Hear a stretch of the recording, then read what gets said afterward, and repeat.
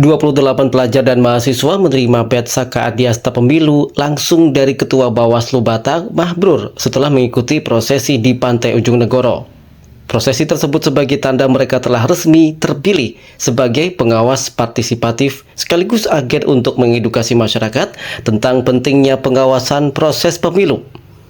Ketua Bawaslu Batang sekaligus Mabisaka Adiasta Pemilu, Mahbrur, mengatakan seleksi diawali dengan rekrutmen terbuka hingga mampu menyedot pendaftar sebanyak 50 calon. Setelah mengikuti serangkaian prosesi mulai pelatihan hingga materi hingga tersaring 36 calon anggota. Jadi kemarin pada tanggal 5 Juli ya, kami Bawaslu Kabupaten Batang mengadakan yang namanya kegiatan pengambilan badge Saka ya, badge Saka Adiasta Pemilu Bawaslu Kabupaten Batang. Jadi proses itu tidak langsung pada tanggal 5 Juli sebenarnya, itu proses kurang lebih 6 bulan sebelumnya ya. Jadi ada proses penerimaan tamu Saka, terus ada kegiatan materi sampai dengan akhirnya adalah pengambilan badge Saka. Itu adalah kegiatan puncak, anak-anak itu diberikan pengetahuan tentang pengawasan terutama di Bawaslu sebagai bekal untuk menjadi pengawas partisipatif seperti itu. Nah ini kemarin yang dilantik itu ada berapa dan mungkin pesertanya awalnya berapa Pak? Pak?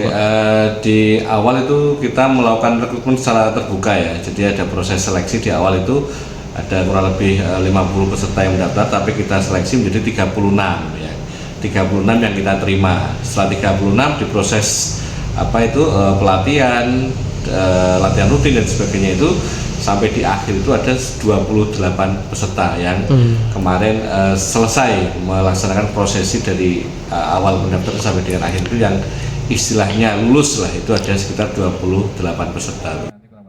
Pamung Saka Putra Dul Holik menerangkan sederet prosesi wajib diikuti para calon anggota, diantaranya seleksi administrasi, yakni telah termasuk golongan penegak dan pendega. Selain administrasi, calon anggota juga mengikuti tes tertulis hingga penyampaian materi seputar tugas Bawaslu. Sedikit kami menjelaskan terkait dengan rekrutmen anggota Saka. Untuk kegiatan rekrutmen itu memang rutin kita telah laksanakan dari tahun sebelumnya. Untuk prosesnya itu kita membuka pendaftaran yang mana teman-teman Dewan Saka itu membuka rekrutmen. Itu kita mulai dari sosialisasi melalui media sosial sampai berkirim surat ke gugus depan. Setelah itu dari gugus depan mengirimkan peserta untuk mengikuti rekrutmen tersebut. Nah di situ teman-teman atau calon anggota itu mereka mendaftar, sehingga dari pendaftaran tersebut kita melakukan pengecekan mulai dari seleksi administrasi sampai dengan seleksi tes tertulis. Nah dari pendaftar itu maka kita memutuskan untuk menerima sejumlah peserta 36 orang tersebut. Sementara Aula Estetika dan Makfirotul menjadi anggota Saka Adiasta Pemilu karena termotivasi untuk meningkatkan pengetahuan seputar kepemiluan serta menambah jejaring pertemanan dari berbagai pangkalan.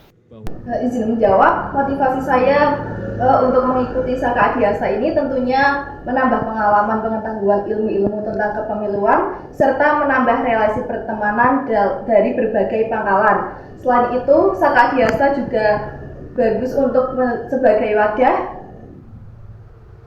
untuk berkontribusi dan juga berdemokrasi untuk mewujudkan pemilu yang bersih dan juga berkualitas.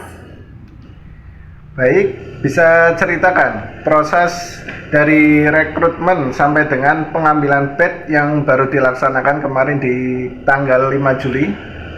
Siap, izin menjawab.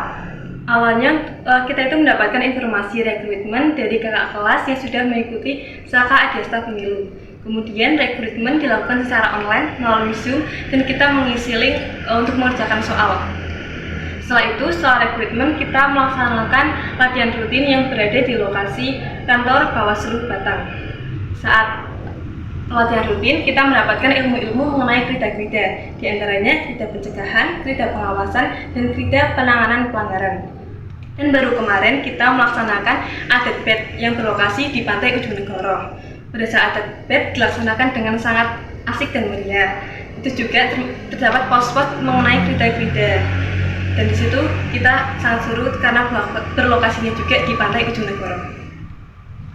Baik, Selanjutnya, setelah kalian melakukan kegiatan pengambilan bed, selanjutnya tugas apa yang kalian lakukan?